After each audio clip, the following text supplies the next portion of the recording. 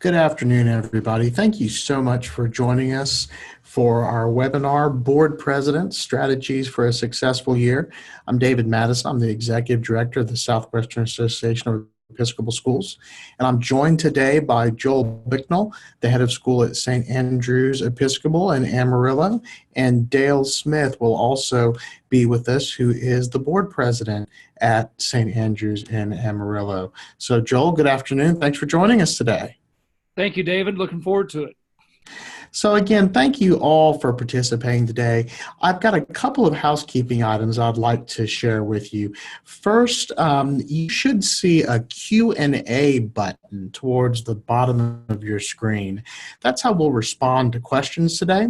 Let's take that for a test drive, and if you will click on the Q&A box or the Q&A button right now and submit as a question what city you are in currently. That way we can know all the different places that are represented on our webinar today, and that will also make sure that we understand how to work the Q&A. So everything's going great. It's coming through. Baton Rouge, San Antonio, Harlingen, Richmond, Austin, fantastic. So thank you all so much for being here. It's such a pleasure to have you here today. One second housekeeping item.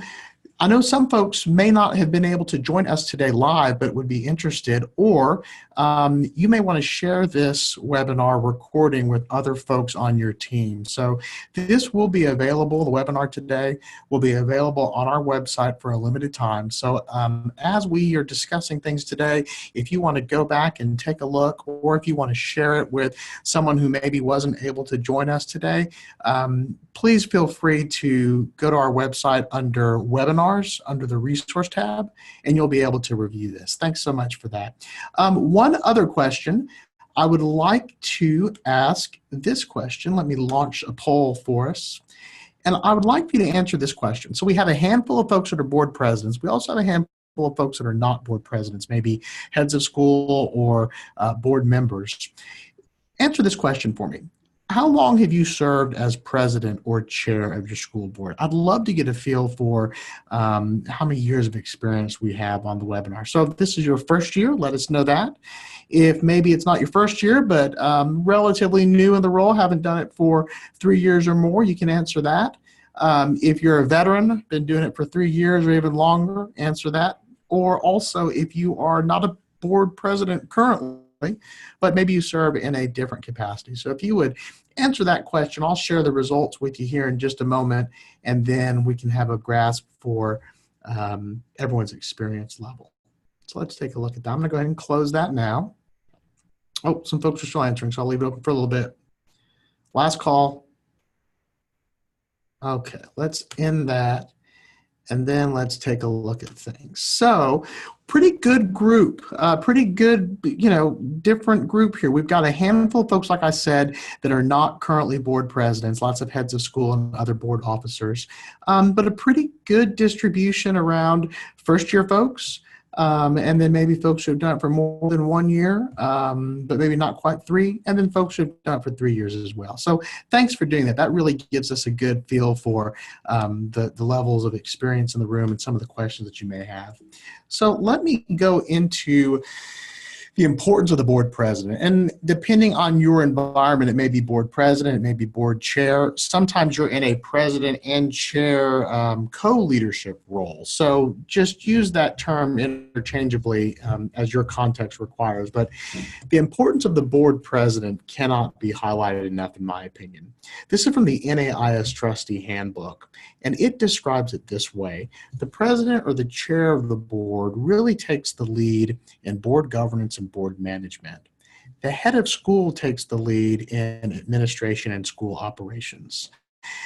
Together, how they work together, it really is the incarnation of the leadership relationship in action. When I work with boards, we talk about the different lanes of leadership and which lane belongs to which person and which is shared between those two leaders. And that's why the role of the board president is so critical. A relatively recent study that was conducted with by students at Vanderbilt explored some different characteristics that high-performing boards shared.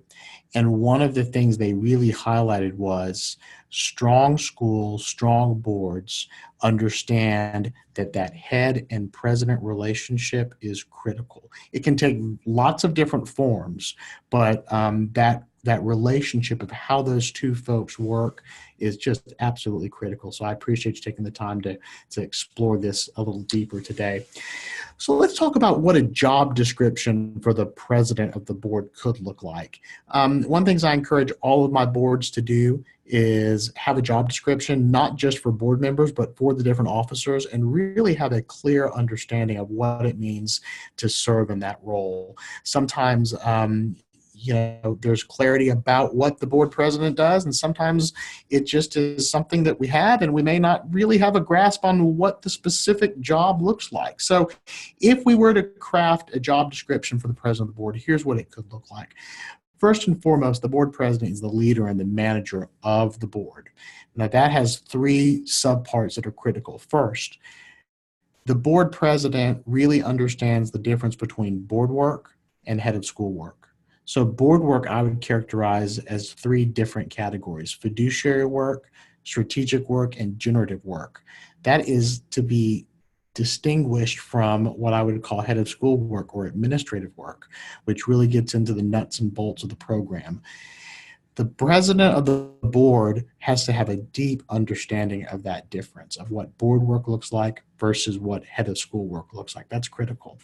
President of the board also is in charge of setting the agenda for the board. What are we going to accomplish this year? What are going to be the goals of the year? And then I think the most important thing that the board president can do is to hit the brakes, hit the pause button, and ask whether or not we have all the data we need to make decisions. Boards tend to be very action-oriented, which is good, but sometimes in our desire to be action-oriented and cross something off of our to-do list, we may not have all the data and the information that we need to make an informed decision. The board president is uniquely positioned to hit the pause button and make sure that we have all the data that we need. I think that's one of the best gifts a board president can give a school. Leading the board through strategic planning, and not just the strategic planning, but also the strategic financial plan as well. I think that's critical. Something the board president, central to the board president's job. Articulating goals for the board. We're always good about articulating and developing goals for the head of school, but are we also intentional about developing goals for the board? What are we as a board going to accomplish this year? The president is uniquely positioned to be able to really ask that question and then refine it with the work of his or her fellow board members and articulate the goals for the whole board. That should then be used to articulate the goals for the individual committees. The committees exist to push the work of the board forward, but if the work of the board for that year is not clearly articulated, it's very difficult for a committee to understand what their specific role is in the larger picture for a board. So the board president needs to make sure that goals for the year are established, and then those goals are used to inform the committee so the committee can come up with its particular goals as well. Board president is to place emphasis on professional development, some of the things that we're doing today, but also assessment. The same criticism can apply with regard to goals. The same idea can apply to assessment of a board as well. Again, we're great at setting goals for the head of school and seeing how the head of school accomplishes or fails to accomplish those goals. Are we using that same idea to apply to the board? I think that boards should every year go through self-assessment and really ask some hard questions about how are we as a unit doing, and then individually, how are we doing as well. The board president is cheerleader, and this is critical, giving both public and positive reinforcement about the program, about the school, about the head of school. That's absolutely critical to being a strong board president. Do you know your bylaws? I wish I could say this was a rare occurrence, but sometimes I'm not convinced that board presidents always know the bylaws as well as they should. So I'm using language from the Book of Common Prayer here. It may not be the most exciting reading that you've done, but I would suggest that you read, mark, learn, and inwardly digest your bylaws. Make sure you understand your governing documents. Make sure you understand the different committees that you have, the charges those committees have. It's really, really critical. Heads of school as well. Gang, make sure you understand your bylaws.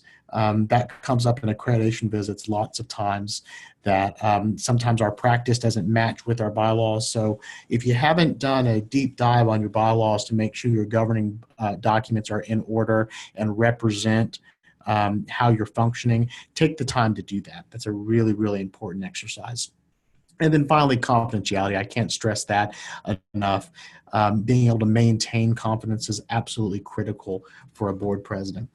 Two colleagues of mine, Lee Quimby is the executive director of the Colorado Independent School Association, and then Dick Jung previously served as the association executive director for the Independent Schools of Greater Washington. They approach it this way. So there's a lot of similarity, but a few differences as well. They really encourage you to spend some time learning how to facilitate effective meetings. For example, if you have not used a consent calendar, explore using a consent calendar. How do we really make sure that our meetings can be used for strategic, rich conversations as opposed to just receiving reports? Those reports are critical, but a lot of that work can be done on a consent calendar, which can open up some time to really explore the strategic and the generative work that a board needs to do. I mentioned this coordinating committee work. Sometimes the committees are kind of left to their own. And I would encourage you to start with setting goals for the board and then use those goals to inform the work of the committee. I think that's critical. Maintain that separation between governance and management. I mentioned that earlier. Lee and Dick both highlight that as very, very important. Providing for the long-term viability of the school, that multi-year financial planning, promoting development work. I think it's critical that a board president expects his or her board to be all in with regard to development. 100% participation in the annual fund, I think, is critical. And obviously the size of different gifts that board members give will vary, but I think that everyone on the board needs to participate in the annual fund, participate in the various development functions that you have at your school. And really the board president is the best person to make sure that that happens. Obviously support the head, not just professionally, but personally. When Dale and Joel are going to speak to us in a moment, I think you're going to see there's a lot of support there that Joel experiences from Dale, which is absolutely critical. Communicating with the community is important. Preparing for leadership succession, not just with the head of school's office, but also with board leadership. It's critical that you're constantly searching for who's going to be the next round of leadership with the board level, who's going to be the next president, who's going to be the next vice president, all those different things, who's going to chair the committee on trustees in a couple years, constantly preparing for leadership succession. The board president, unfortunately, is the enforcer sometimes. This may surprise you, but occasionally board members will engage in less than productive activity and less than productive conversations. And really, it's the board president's job to kind of hold a mirror up to that.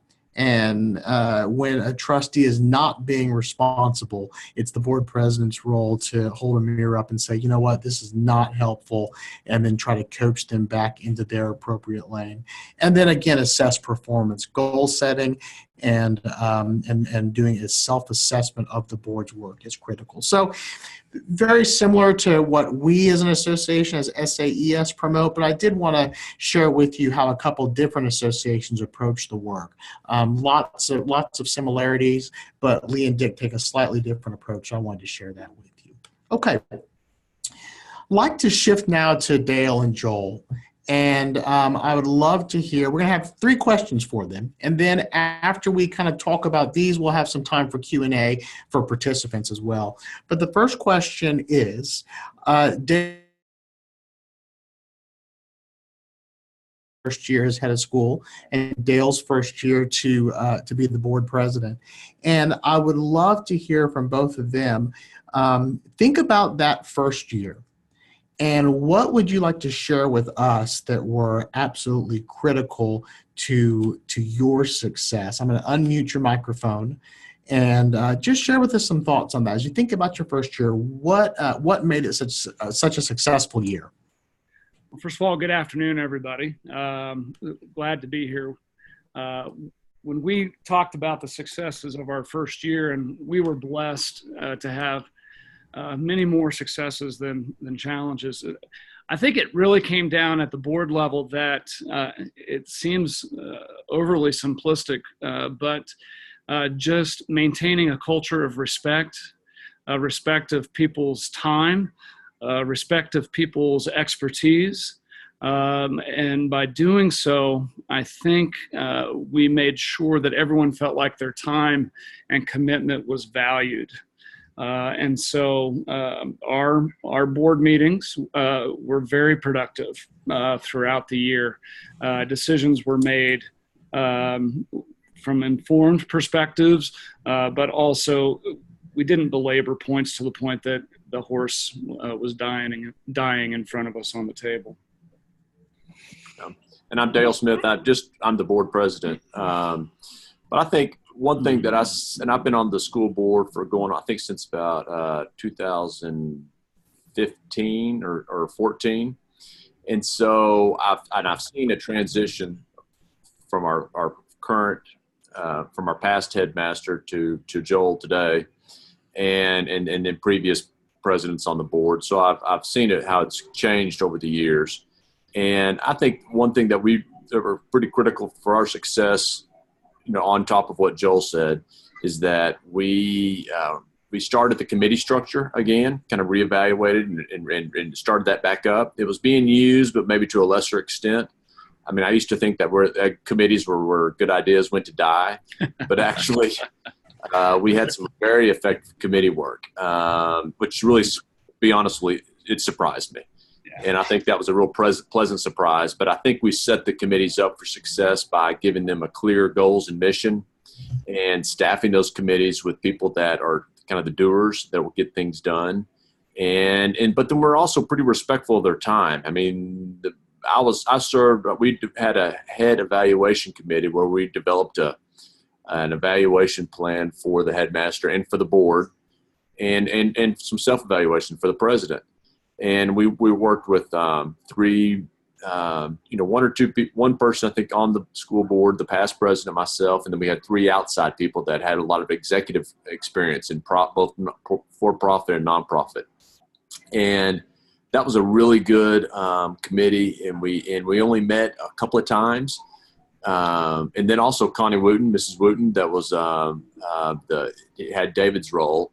And so she could go around and between the five of us, we could use just a lot of good knowledge from all our professional experience. And we developed a very good, well, I hope to be a very good head evaluation and board evaluation and the president evaluation process. And I thought that was very successful. But we also had I think every one of our committees, with the exception of maybe one, did some really good work. And that was a good thing. And I just, with probably the very biggest start of our success is we had a very good head search committee. And I'll put in a plug for David. David helped us with that. And when we had some very good candidates, and we made an outstanding hire. And that was kind of the very start of having a successful year. I would add on to that because I think probably for those who are, thinking about leadership transition, that it does start with the search process and that onboarding time that you have from the time you make the decision of who's going to be your next head of school to the time that they sit in the office for the first time. For us, that was, we really used that time to gain an appreciation for each other and the direction the school was going. And so we hit the ground running. Yeah. Our past headmaster gave us plenty of notice. So we were lucky and fortunate that he gave, that we were able to go through the process over plenty of time to make a sound, good decision on both sides. Right. That's right. Dale, let me ask one more question because I think you hit on something critical with the committee work. And I'd love to hear a little more from you about what you thought made that first year of committee work successful. Does that make sense? Yes, I think had a clear definition of what the goals of the committee were, and those could be tweaked and changed by the committee, but at least have 2, 3, 4, 5 goals that, look, this is what your charge is, and this is what you're trying to accomplish, and make sure that and vet those out and that's where between the board and the president, the president and the headmaster, or maybe we have a strong executive committee, right? Kind of hash out some of those ideas. So I think one, they need to be clearly defined, and then 2, getting the right people to serve on those committees. Was there a little bit of nervousness or anxiousness as you were getting the committees up and running again? I was a little bit skeptical, I'll admit. Sure. Because I have seen it where it just kind of flounders to where there's nothing ever really. You meet once, and then you kind of, talk about some, whatever, and just nothing ever really gets done. And Dale kind of hinted at it. We had 4 or 5 committees, I think. And they met, once every 2 to 3 times in the year. They met and they accomplished a lot. Oh, you mean this year? This past year. Yeah, this past year. Yes. And previous times, no. Yeah, but then we had one committee, which would have been on the other end of the spectrum of how not to run a board committee. And so, those are good reflections as we look into year 2.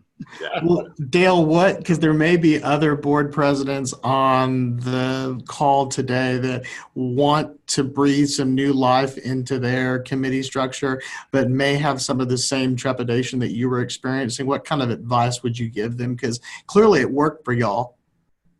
I think, one, be very respectful of people's time. Yeah. I think if you met more than 4 times, I think you're abusing people. And then you're just when you abuse people, you're going to have a hard time getting people to say yes in the future. Gotcha. So 1, respect their time. 2, have a clearly defined role of what that's going to be. Yeah. And what staff, and we had a mix, I guess some of the committees had a mix of staff and board members and outside community at large members. But it was small enough where if that might be a key too. I think I'm not sure what the perfect number is, but I know that if you're on a committee of 5 or 4 and you're the one person that's not there, or you're late or whatever, you're going to kind of stick out and stand out. Whereas if you get more, a larger number, I think it's just not going to be very effective. I might weigh in. I think also the careful construction of the goal for the committee, so that it remains board level. The lane, it's in the lane of the board, rather than in the operational lane. Yes. Yeah, that's critical. Sometimes you can either intentionally or unintentionally get out of the board lane and all of a sudden end up in the administration lane. So I think that's a really good point, Joel. Again, and that goes back to having those predefined goals set. Right. And being able to say that, that's not the purpose when we start getting into either administrivia or when we start getting into the really operational questions, we can kind of, okay, that's not on our goal list here. I think we're kind of outside the purview of the charge of this committee or this work group. Yeah. And it'll disintegrate so quickly. That's what happened in the board committee that didn't work, is that there were 5 people on that committee, and 4 of them wanted to talk about operational matters. And so we just stopped that committee from meeting. Yeah. Like on the evaluation, the head of evaluation and board evaluation committee, luckily we never went down the road of, okay, how are we going to start evaluating teachers? Yeah. And if that had happened, because that wasn't on the agenda, that wasn't on the set of goals. And if it would have been like, whoa, time out. That's not our role. Yeah. Right. Hey, guys, we got a question from a participant. I know you don't have your list in front of you, but can you give everyone an idea of what committees you do have currently? Ooh, let's see, from my memory. Sorry to quiz you. Okay, let's see. We have Finance Committee, Right. Development Committee, Facility Committee. Facilities Committee. Let's see here. I think you use a head support and evaluation, don't you? Yes, Evaluation. we have that. There's one that I'm missing. Oh, Tuition Assistance Committee. A financial aid committee. Yeah, but that's not the committee that meets to dole out financial aid. That's really looking at strategic issues around making the St. Andrews experience accessible to as many people as possible. And thank you for that clarification, because that's a great clarification on what's board work versus operational work, particularly on the topic of financial aid. Yes. And we do have an executive committee, which would be made up of the past president, treasurer, Mm-hmm. secretary, and headmaster. That's right. And that meets usually the week before the board meeting. Great. The only other thing I throw out is that some older bylaw structures have a curriculum committee. And I would say if you have a curriculum committee, really reflect on whether or not that makes sense. To me, that really is an operational question. I like to tell people that you already have a curriculum committee. That's the head of school. You're paying the head of school, make the head of school figure that out. So that's the only other kind of general suggestion I have about committees. If you do have a curriculum committee, really explore whether or not that makes sense. Let me shift gears a little bit, guys. So as you're now entering year 2, what are some of the areas that you'd like to develop? It sounds like you had a great year, a dynamic year, also some learnings on things that may not have unfolded the way you had hoped. So let's talk about, as you enter year 2, what are some areas that you may want to develop? I think Dale and I are on the same page on this, that there are 2 areas that we think will help us accelerate our growth in the many ways that you consider growth.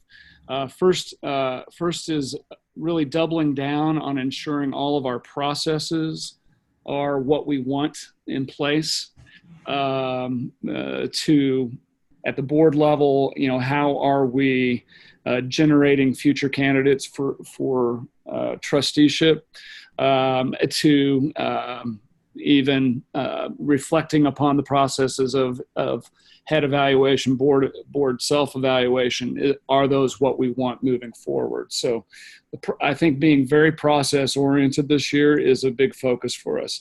As part of that, we are in the initial steps of, I think, a very transformative process, and that is taking a look at a very unique, what I consider unique, way of goal setting, and that is through the book Measure What Matters and the OKR framework, objectives and key results. And that, because that framework has been used both in for-profit and nonprofit organizations, it I think provides us a way to create the kind of metrics that we want for St. Andrews to determine whether or not we're meeting our expectations as a board. And, frankly, not just at the board level, we're doing OKRs at the operational level as well. So, but those 2 things, I think, are driving us this year. Yeah, especially, and I would recommend that the Measure What Matters book, and then the OKR process, objectives and key result process. And it's something that you hope that your board members or they should. I think it ought to be a goal of having a really high functioning board, is that when that board member retires, they feel like they got more out of being on the board than they put into it. And this OKR process is something that I've really learned I can take back to my own private business. And nice. I think that's the most I've served on in some industry boards. I'm in the cattle industry, and the ones that we feel like it's an honor and a privilege to be able to serve on, And granted, they can be, turned into a lot of work, but when you feel at the end of the day that you got more out of it than what you put into it, that's a real compliment to the board. That's a very high functioning board. And I think the avenue and the very tangible way to make that happen is to really invest time into the education of the board. Right.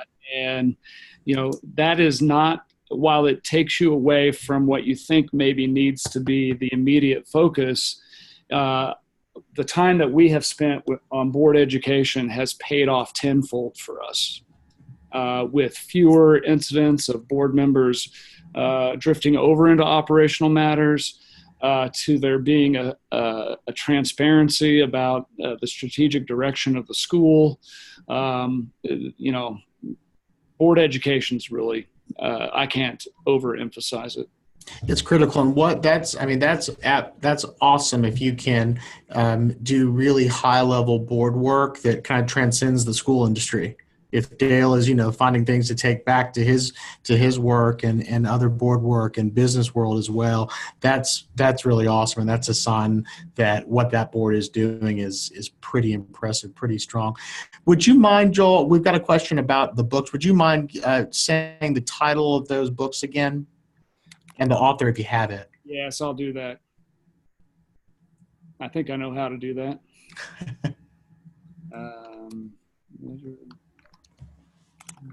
Matters.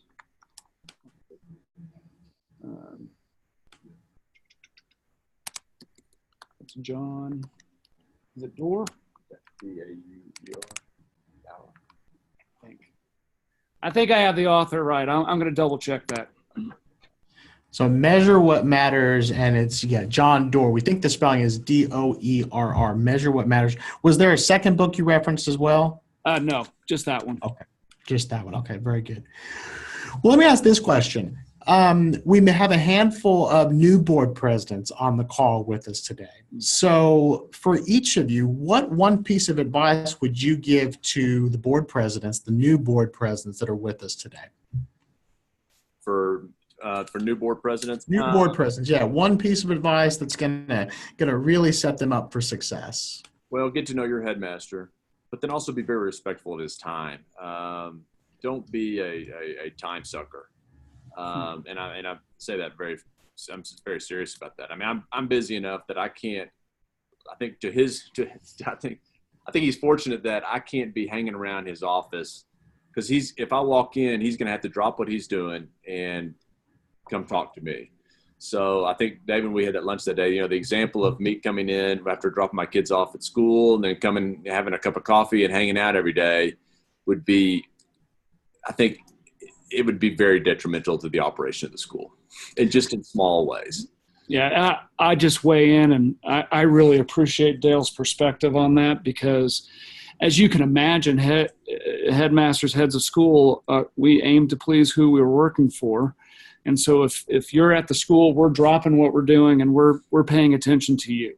And that's not time wasted, but that does take us away from the operational It would be productive time. It just would. Now we do meet, one-on-one, either for lunch or for at least once a month, if not. Yeah, we're once a month, a scheduled meeting, and then we meet as needed. But that's all. So how do you stay plugged in and appropriately supportive without being over present, if that makes sense? Yeah, exactly. Let's talk about that a little bit. So y'all, give us an idea of kind of y'all's system. So you've got a monthly meeting that's calendared. Is that lunch? Is that an hour? What's that look like? Typically, we believe in an hour or less for our meetings. Okay. We're not quite there on the board meetings, but we don't violate that too much. If we hit 75 minutes, that's too much. We're feeling like we're there too long.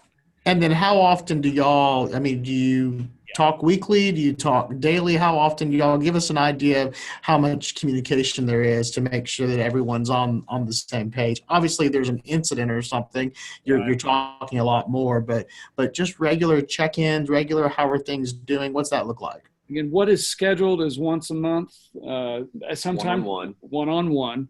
But then we also see each other once a month at our executive committee meeting. And then once again for the board. And then once again for the board meeting. So week 1 of the month is our one-on-one. Week 2 is the executive committee. Week 3 is the board meeting. Gotcha. And then beyond that, it's just based on the life of the school. Yeah, and just based on when you need to check in and right. touch base. And I think I want to make sure everyone knows what the role of our executive committee is. It's really the vetting of issues that we want to take to the entire board. Gotcha. Okay, and that works for us. Yeah, and there's been some criticism maybe that, executive committee might be kind of really the de facto board and they are the ones that make the decisions. I don't know if that's 100% accurate, but we got to be mindful of it, that make sure that the executive committee is not just kind of ramrodding or railroading, certain issues. Well, and sometimes that's a legitimate concern that the real meeting is the executive committee meeting and the board meeting is just a rubber stamp. You don't want to get into a situation like that. And I think we do a good job of that, but I think probably the structure that keeps us from going there is not the executive committee, but it's the committee structure. Right. So people feel like they are involved in meaningful work. Yes. And engage in the work. Back to, to some advice, I would be, be very respectful of all the board members, and which sometimes, and be respectful of their time, and then also ask questions, ask for their opinion. We all have the board member that kind of dominates the conversation. That's just the way, you get 15 people together. There's always going to be that one, but, ask that person that's kind of quiet in the back, ask them what they think about things. Try to get, pull some information out of those folks. Yeah. And then they'll feel engaged. And especially if it's a very, like when before we entered in a $6 million capital campaign in building project, I literally went around and asked every single person, okay, John, what do you think? Okay. Mrs. So-and-so, what do you think? We went through each one of them. That way they kind of put them on the spot and kind of forced everybody to give their opinion. That way that and a lot of them had very good ideas and opinions and input, but I don't know if they would have talked about it if you didn't try to coax it out of them. I think there's also an ethos to our board, which is what we're trying to embrace it across the entire school community, that when we're together as a board, we want productive conversation, which means that the goal's not always to have 100% agreement on every issue that we discuss. If you disagree with something within the context of that board meeting, that is really important to the entire school, that you express those points of view. Then I think we also do a really good job of, when we leave that board meeting, that we're all on the same team. We're speaking with one voice at that time. And if Dale has said a couple of times, if someone feels like they can't do that, then that becomes a reflection, a personal reflection. Am I a good fit for the board? Right. Yeah. But dissent is a healthy dissent within the context of a board meeting is a very good thing. Yeah. But after the vote has been made and the decision has been made, then we have to speak with one voice. And that's sometimes hard to do. It's very difficult to do. And that's one of the things that I visit with boards in board training all about, is that, the board as a unit makes the decision.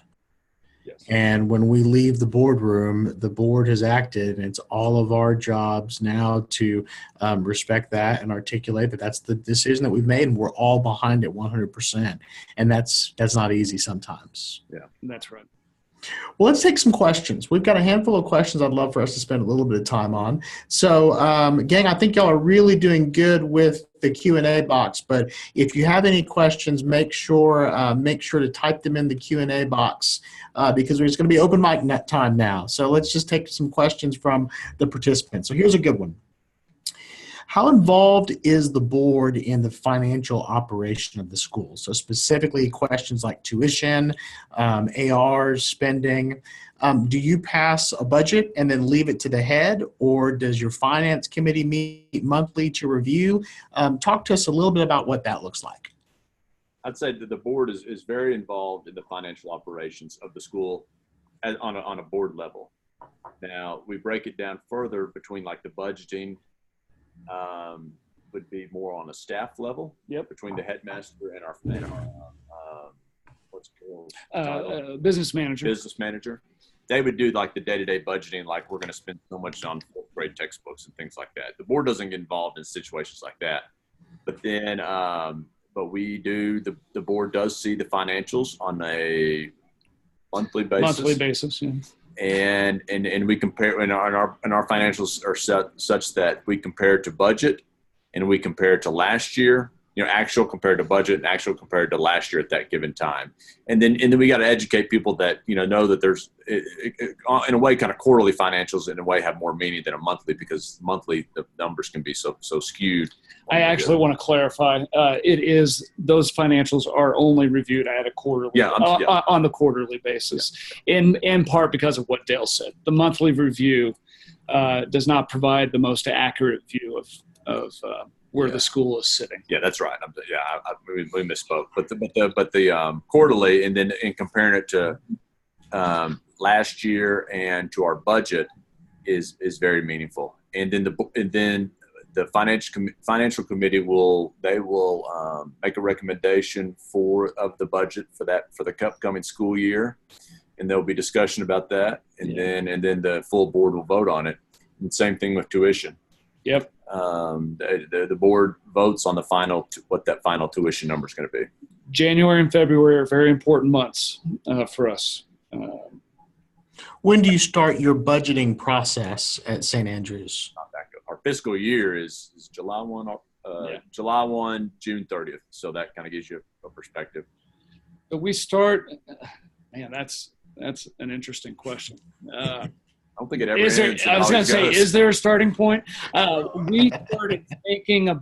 start thinking about 2019, 2020, really operationally, as soon as we get the first quarter financials. Yeah.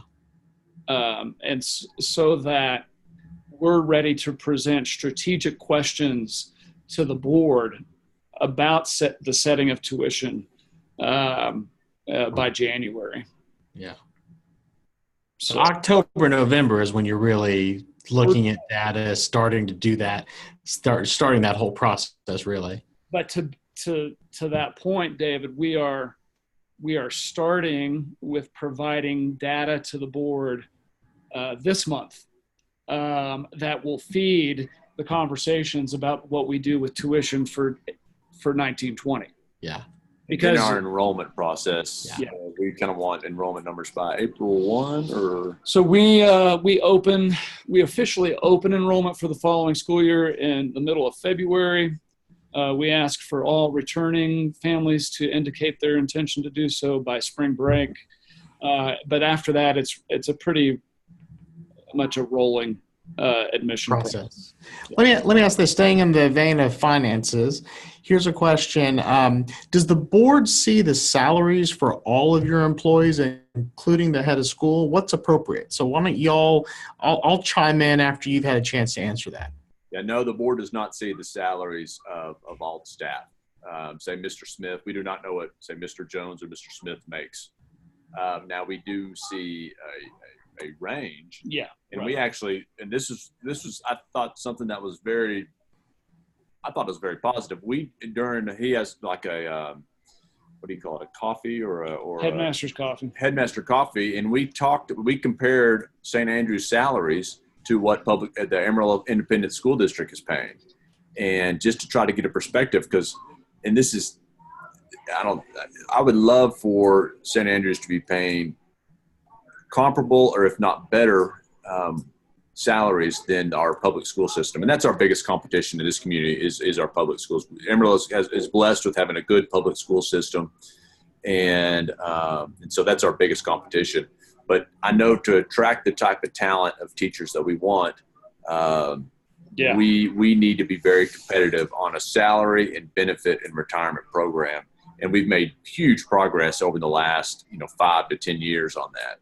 And I agree. Ranges, that's completely appropriate. And the vital sign on that topic is that we, our schools are rarely dollar for dollar with the public schools, but we do recommend being in that 85 to 90% range. When the gap is larger than that, it can really be difficult to attract and retain teaching talent. But I think you're absolutely right about also employees. I don't think it's appropriate for example, for there to be a list distributed of what every employee makes. I think that's inappropriate information for a board to receive. What would not be inappropriate would be to have what's the number that we set aside for salaries, and then information to be able to benchmark. So either salary ranges or something along those lines, so you can know how you stack up, because that is important information for a board member and for a board. What's not important is what's the music teacher make, what's the third grade teacher make, et cetera, et cetera. And we shared that with our school community just to try to help them get a perspective of what we're trying to do. I mean, no one can argue the point that paying competitive salaries is we're not going to recruit talent. So. What about this question? How much direct interaction does the board chair have with the business manager? Anything outside finance committee meetings? What do you say to that, Dale? I was going to take, if it's okay, I'll take the sure. On this. So if a board member is meeting with someone on the operational, on the staff, you're a member of your team, sure. Member of my team, we've talked about we wouldn't want that to happen without my presence being there, because that, we had a situation where a member of the board did that. And that sowed, unfortunately, a lot of potential distrust there. Now, we handled it directly. We addressed it. There was, I think, good understandings that came out of that.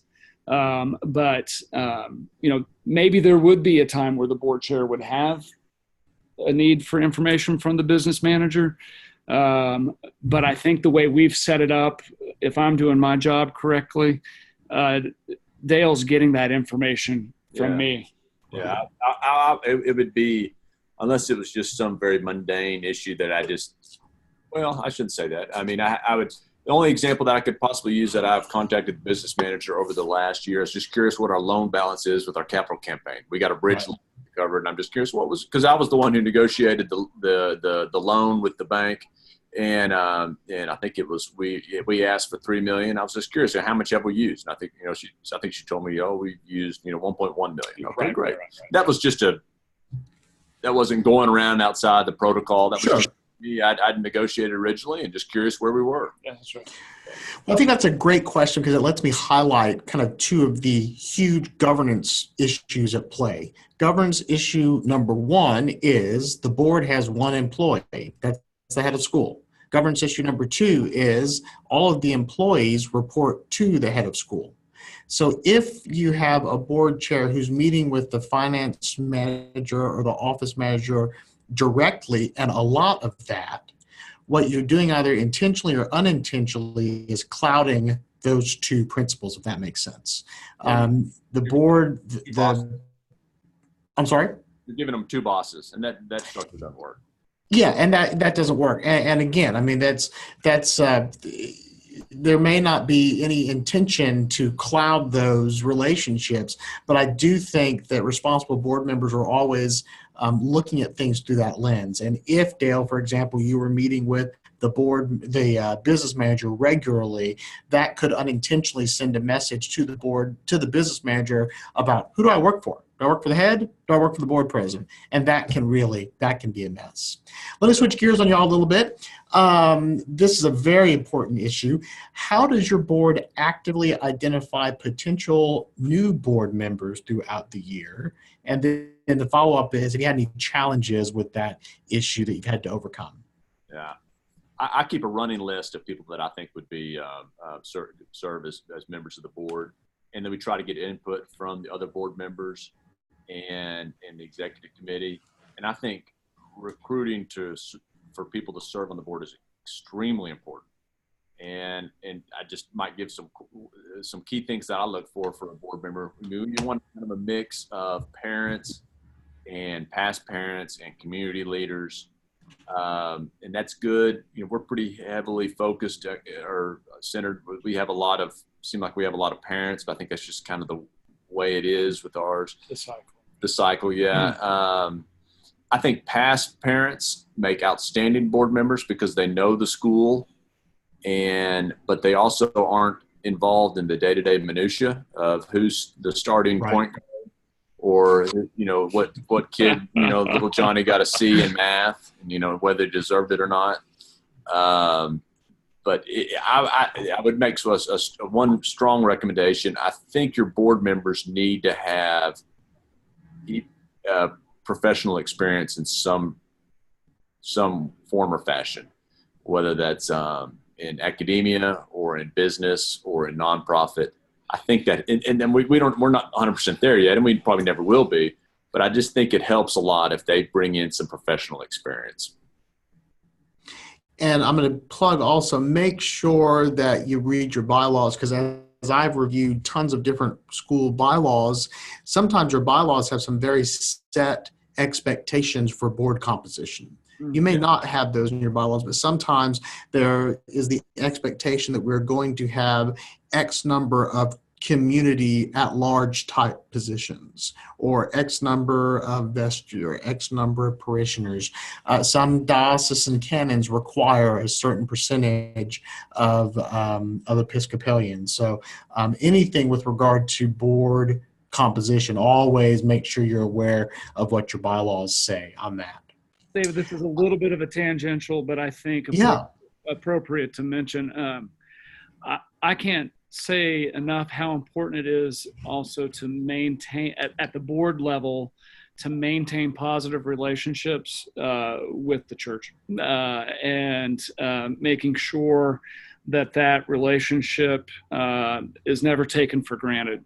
Our board our board was doing a tremendous job of maintaining the relationship with our Episcopal Church, and that's not the case everywhere. And I've seen it where it's not very positive, but it is incredibly positive here. Yeah, and that can be such a source of energy, such a source of positivity if you spend a little bit of time in maintaining that relationship. Okay. And the flip side is, if you don't spend time maintaining that relationship, it can really can be negative and can not be that healthy relationship that it's supposed to be. Here's a question: how active is the board with the overall school community? Are there regular communications from the board to the community, or is all the communication managed specifically through the school administration? So I've seen a couple different approaches with this.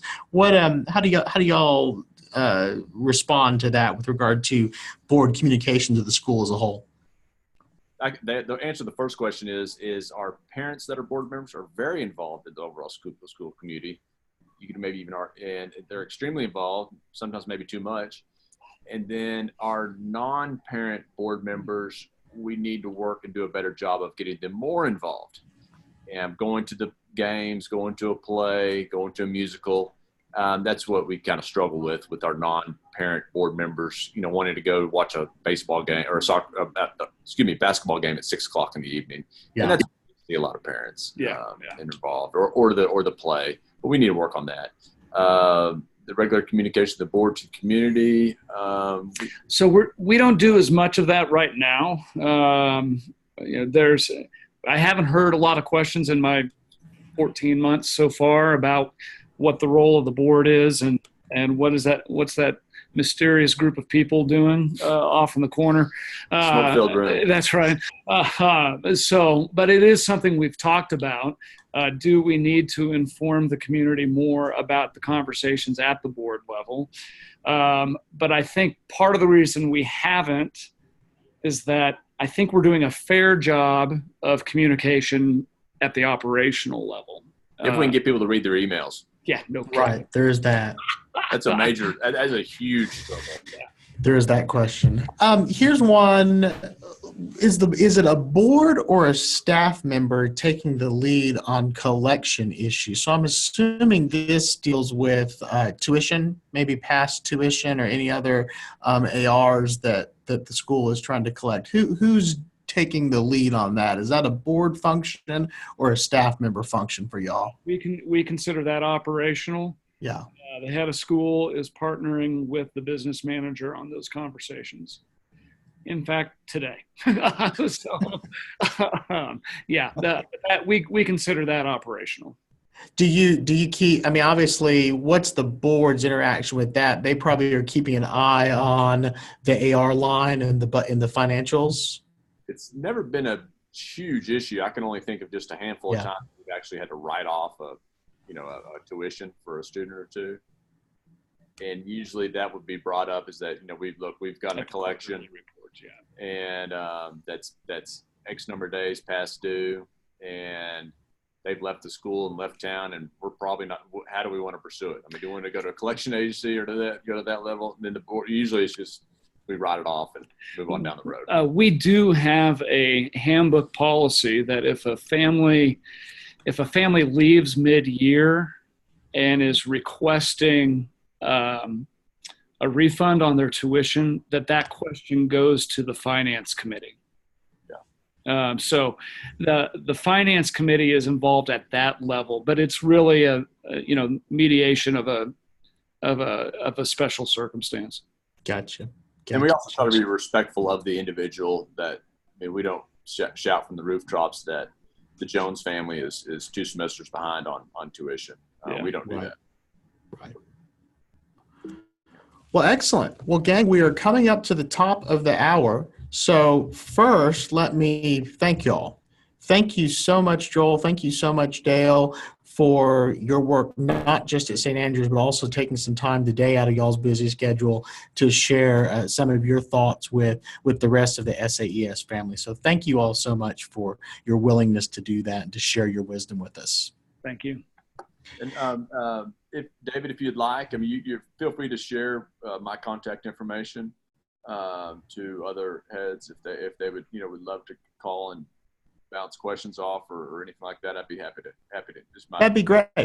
Email Yeah, I'll make sure that information is available. And I know that people would, it's kind of like being a head of school. Sometimes this can be lonely work, and being a board president sometimes can be lonely work. And one of the things that we really try to do with SAES is try to connect all of our different leaders so that y'all can continue to support each other. So absolutely, I'll make sure to share that with folks. And then you can, now the only caveat is you have to have all the answers.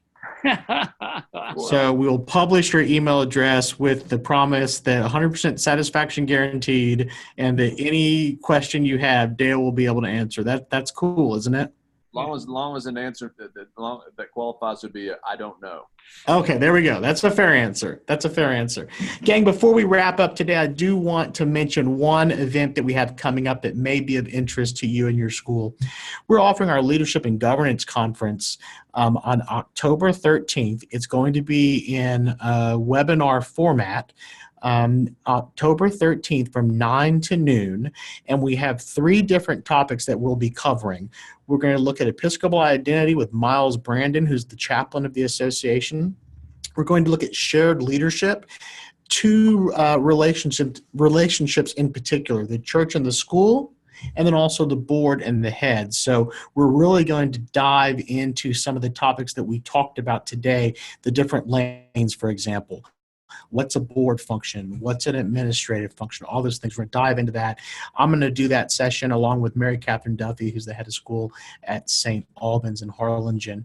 And then we're going to look at the business office and specifically the budgeting process. We talked a little bit about the budgeting process today. Jennifer Wiley from Baton Rouge is going to kind of walk us through what one approach to the budgeting process looks like, specifically on a month-to-month basis. So what are we doing this month? month? What do we need to look at for the following month to really get our arms around what a healthy budgeting process looks like? You can register for this online. It's $99 to register, but that's per school. So when the school registers, you can send as many people as you would like. So this is an opportunity if you want to get the entire board around a conference room table and around someone's computer, you can participate that way.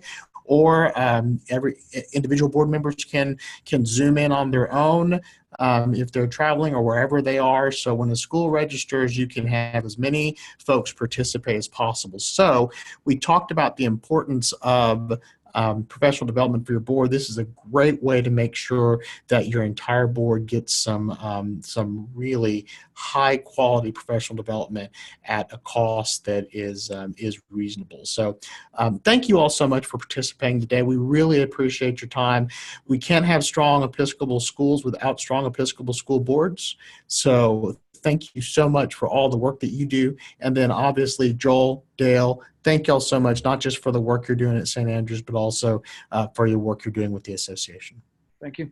Thank you. Thank you all so much. Everyone have a great day. Hopefully It went good. well. Yeah. It went well.